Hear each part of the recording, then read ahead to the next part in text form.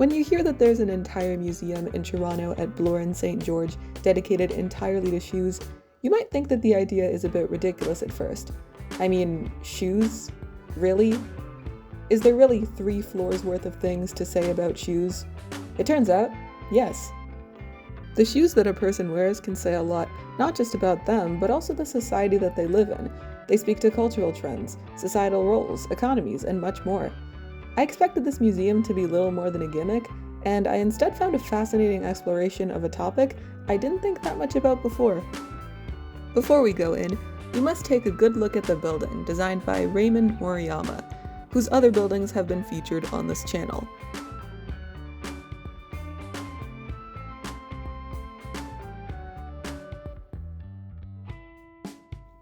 Built in 1995, the building was designed to look like a shoebox.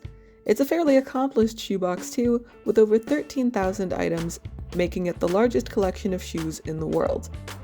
The origins of the museum, however, go all the way back to the 40s, when Canadian businesswoman Sonia Bata began collecting shoes. Around this time, she also married Thomas J. Bata, a Czech immigrant and co-founder of the Bata Shoe Company. The Bata Shoe Museum Foundation would be founded in 1979. Inside, there is 1 permanent exhibit, as well as 3 that are temporary and change year by year. The permanent exhibition shows off tons of shoes from across history, from ancient Egypt, ancient China, the medieval ages, to the Aboriginal societies of Canada.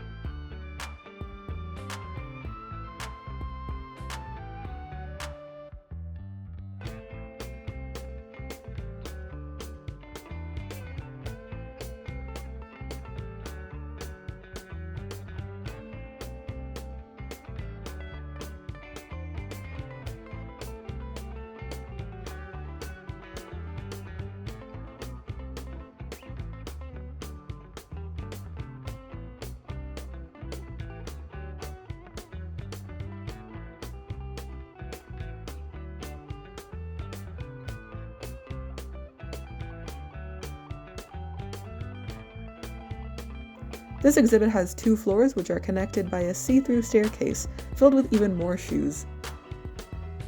Now for the temporary exhibitions. First, there's Shoes in Punishment.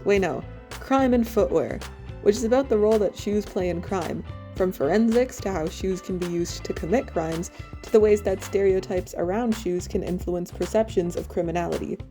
This went a lot deeper than I thought it would, and although I generally stay away from true crime, I still couldn't look away because of the stories behind the shoes.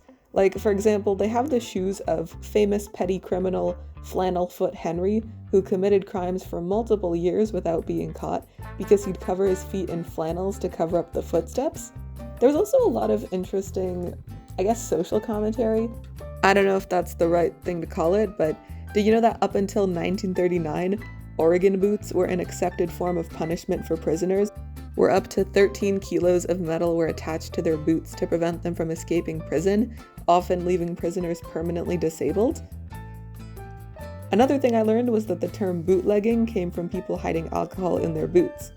These are just snippets of the whole exhibit, and there are a lot more shoes with even more interesting stories. If you're into true crime or criminology, I think this is a worthwhile visit, while it's still in the museum. The next temporary exhibit is Dressed to Impress, which is about footwear in the 80s. This exhibit examines the economic and societal factors that impacted what people in the 80s wore. They've got yuppie shoes, goth shoes, which were apparently called brothel creepers, hip-hop shoes, fad shoes, shoes for aerobics, and more. I think my favorite ones were like the high fashion ones, the blue one with holes in it. I thought that one was pretty. I think this exhibit strikes a good balance between nostalgia and hindsight. It definitely embraces 80s aesthetics, but it didn't just go like, yeah, everything was so much better in the 80s.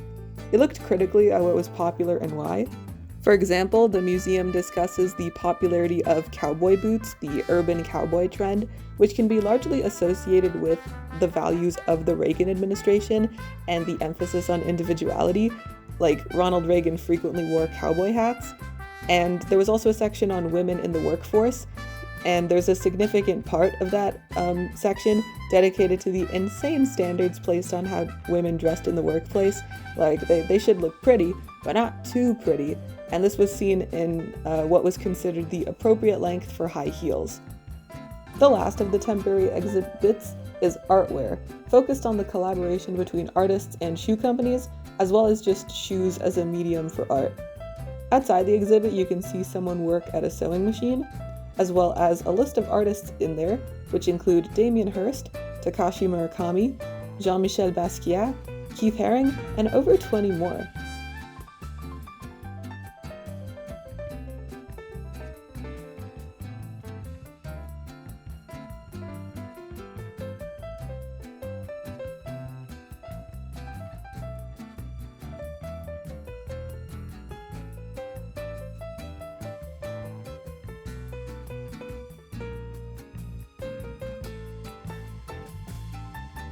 While I liked a lot of them, I remember the TNT-shaped shoebox the most. I just thought it was pretty creative.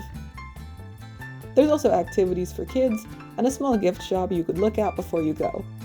So yeah, that's the Bata Shoe Museum. I definitely recommend this place if you like fashion, history, or just want to spend an hour and a half learning about things you didn't know you were interested in. For $14, it's not a bad deal. It might sound like I'm sponsored by the Bata Foundation, and I'm really not. I just had a good time there. So yeah, I hope you visit it and have a good day.